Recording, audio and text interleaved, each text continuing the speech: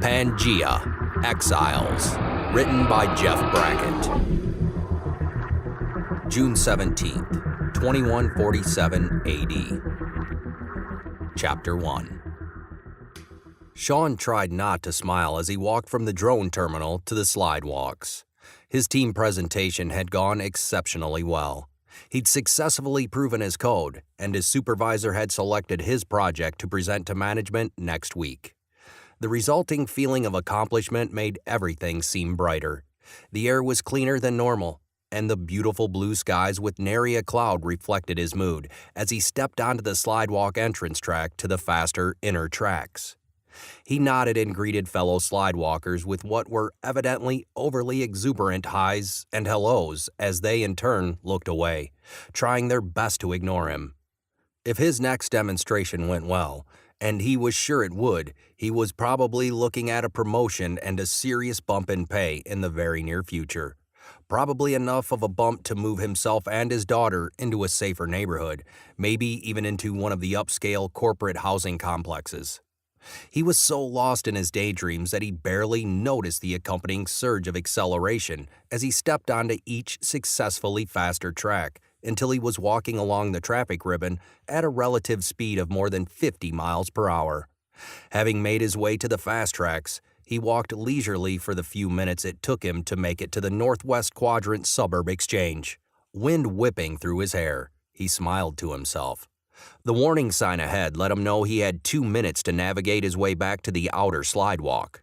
He stepped from the 50-mile-per-hour track to the 45-mile-per-hour, weight shifting expertly as he adjusted to the slightly slower speed, still moving across to the 40, the 35, the 30, and so on until he reached solid concrete at the entrance to the Northwest Exchange. His comm chimed as he walked briskly toward the Northwest slides, and he turned his wrist to see the smiling picture of his daughter on his wrist comp. He smiled. Accept call. As soon as he heard the line click, he spoke. "Hi, kiddo. Guess what happened?" "Daddy?" The sobbing voice robbed him of his words, and he stopped where he stood, suddenly oblivious to the foot traffic that bustled around him. "Caroline, what's wrong, baby?" It took her several tries before she could get the words out around her sobs. "I'm hurt, Daddy. They hurt me bad." Heart suddenly pounding in his chest, Sean swallowed, trying to get the words out. His earlier elation evaporated with her words. "Who hurt you? What did they do?" He realized he was shouting, but didn't care. "Dad?" There was a click and Caroline's picture faded to black as the line went dead. "Caroline! Caroline!" People around him stopped and stared as he shouted into his wrist comp. Sean ignored them as he tapped the icon for the computer AI. "Waiting," the comp announced. "Call police." "Calling." The police were already outside his apartment building when he arrived 10 minutes later. Breathless from running, Sean tapped his comp so it displayed his holo ID for the investigator posted outside. "I'm Sean Barrow," he panted. "I made the call. Is my daughter all right?" The man looked at the holo and tapped his helmet. Sean knew his visor was looking at the security information encoded into the holo and comparing it to information in various databases. "I'm sorry, Mr. Barrow. I don't know what's going on inside. You can go on in and I'll let the investigator in charge know you're on your way up." Sean rushed inside without another word. If the cop at the door couldn't help him, he needed to find someone who could. He caught his breath in the lift pad as it took him to his floor, where he was greeted by another investigator.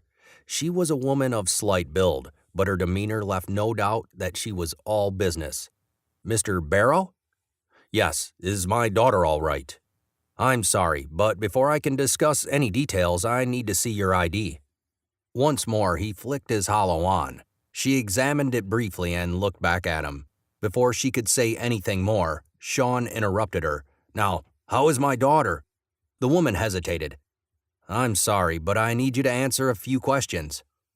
"Investigator." He looked at the badge on her body armor. "Medeiros?" She nodded. "Candace Medeiros. Look, I sent recordings of the call she made when I called you guys. I don't have anything else I can offer. Now, I need to see my daughter." Just then, another voice called out from inside his apartment. "Is that the medical examiner?" A man poked his head out from inside as he spoke. "We need to—" His voice trailed off as he saw Sean. "Oh shit!" He ducked back inside. Sean suddenly heard the pounding of his heart in his ears. Medical examiner. Medeiros cursed. "Mr. Barrow, I'm sorry, but I can't let you in there just yet. We're still investigating, and we can't let you contaminate the scene." Medical examiner? Sean repeated the phrase. They were the only words that held any meaning for the moment. Waiting for a medical examiner meant— He reached out to steady himself on the wall, but he misjudged the distance and staggered. He swallowed convulsively as his throat swelled and his sinuses filled. Inspector Medeiros helped steady him. "I'm so sorry, Mr. Barrow. Once the medical examiner gets here and But Sean was no longer listening. "Caroline!" It was a whisper, but it echoed in his ears with the rushing of his pulse, and his groping hands found the wall. Leaning heavily against it, he slid down to sit on the floor and began crying. All his dreams, all his hopes. And Sean's world came crashing in on him, burying him in memory. "Not again. Please, please, please. I can't go through this again." The words kept spinning about in his head, making it impossible to think straight. Present past became muddled as he recalled the same feelings from when his wife had disappeared 12 years before. Their apartment had been trashed, and there were obvious signs of a struggle, but whoever had broken in left no prints or DNA evidence whatsoever. To be sure, there were other signs that something had happened. There was the broken coffee table and dishes, and the bloodstains and spatters on the wall and carpet, but the only DNA had been Connie's. The police had been sympathetic back then as well, but his wife had been the 7th such missing person case in his neighborhood in a year's time. They called the mystery abductor Mr. Clean for the lack of evidence he left. And when he was no longer a mystery, they called him the Mr. Clean Killer. Mr. Clean eventually slipped up when victim number 10's dog bit him as he attacked the woman. The dog's teeth had punctured the protective suit he wore and had become enraged at the animal, killing it with a chair. But the damage was done. DNA retrieved from the dog's mouth led the police to the killer, and the man confessed to a total of 16 abductions and murders. In exchange for leniency, he showed how he had created a hermetically sealed suit of synthy skin under his clothes, complete with gloves and a rebreather. The man was a chemist and had easily gained access to everything he had needed to create the clean suit. Eventually, he led them to a burial site outside of the city, showing where he'd buried each body. Since he had confessed, there was no trial. There was a single day when Sean had been asked to testify about Connie's disappearance, and that was all he had heard about it until a week later when he'd received a synopsis from the police. By that time, his wife had been gone 7 months, and the initial shock of losing her had resolved itself into a twisting ache in his soul. He had learned to live with it, but he knew that if he let it, the pain would destroy him, eating him up from the inside. So he had pushed it down deep within and elected to spend his time and energy on the more positive goal of raising and protecting Caroline. He'd taken that role seriously and had become much more safety conscious. Part of that entailed the installation of a security system in their new apartment. And in his shock, Sean hadn't remembered to tell the police about it.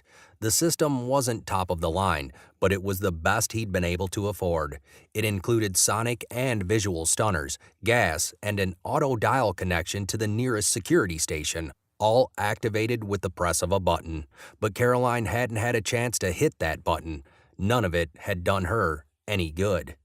The system also had several motion-activated high-resolution video cams, though it wasn't till later that night, after the police had put him up in a local hotel, that Sean remembered them. He opened his wrist comp and accessed the cloud storage where his security feed stored for 48 hours. He copied the footage to his wrist unit, sent a copy to Inspector Medeiros, and braced himself before watching the feed. There was no sound. He hadn't been able to afford the upgrade, but the video was horrific enough. He watched as 4 young men in hooded beach shirts shoved their way into the apartment, striking Caroline across the face. He watched as they did unspeakable things to her, leaving her lying naked on the kitchen counter while they rampaged through the house. He saw her regain consciousness, activate her wrist comp. That was when she called me. He saw her mouth move and recalled her voice as she sobbed into the comm. Daddy? Caroline, what's wrong, baby? Video Caroline moved her mouth silently. He saw her mouth move as she tried to talk. His memory provided the words when she managed to get out more. I'm hurt, Daddy. They hurt me bad. One of the boys must have heard her speaking. On the recording, Sean saw him run into the room. Sean recalled shouting into his own comm. Who hurt you? What happened? What did they do? Dad? The video showed the boy grab her arm and smash it down on the false granite counter. That was when her call got cut off. The kid slammed her arm into the stone counter over and over until pieces of the wrist comp scattered across the smooth surface, all while his daughter screamed in silent agony. When the boy stopped, her forearm had an unnatural bend in it, as if she had an extra joint between elbow and wrist. The kid fished around in a drawer and grabbed a knife, waved it in front of Caroline's face. Sean could see him shouting something at her, and her head shook back and forth as she cried. And while there was no sound, it was easy enough to see her mouth as she repeatedly screamed the word no at him. The other boys came into the room and there was some sort of discussion while Caroline sobbed on the counter, eyes clenched tightly against the physical and emotional torture she endured. But they snapped open as the knife plunged into her chest, and her mouth opened in another scream. 4 boys, 4 plunges of the blade. The cameras caught it all, every torturous detail, and Sean forced himself to watch each second. Unable to sleep, he watched the video again and again. He watched several times that first night, memorizing the faces of the street thugs who had raped and tortured his baby before killing her. The video was clear, crisp, and damning. It allowed the inspectors to easily identify and apprehend the killers, and Sean watched as they were brought in, comparing the faces in his memory to those of the monsters who exited the police cruisers. He continued to watch the video every day for the next 5 months, as the case wound its way through the court system, stoking the fire of his anger in a way he hadn't allowed himself to do when his wife died. This time, there was no distraction, no reason to disassociate himself from the pain. That reason had died with his daughter, and he looked forward to seeing the resolution of this case. He wanted these delinquents to suffer the way his daughter had suffered. It should have been an open and shut case. It should have been, but politics and nepotism intervened. One of the boys was a nephew of a high-level politician, and the video evidence was suddenly found to be suspicious. Defense counselors trotted out expert witnesses who testified that the digital coding of the file appeared to have been tampered with. They brought out some of Sean's co-workers, who unwittingly damned his case by proclaiming him to be the best programmer in their division. By the time the closing arguments were given, the defense had cast enough doubt on the viability of the evidence that there was no way the jury was going to convict. Sean left before the verdict was announced.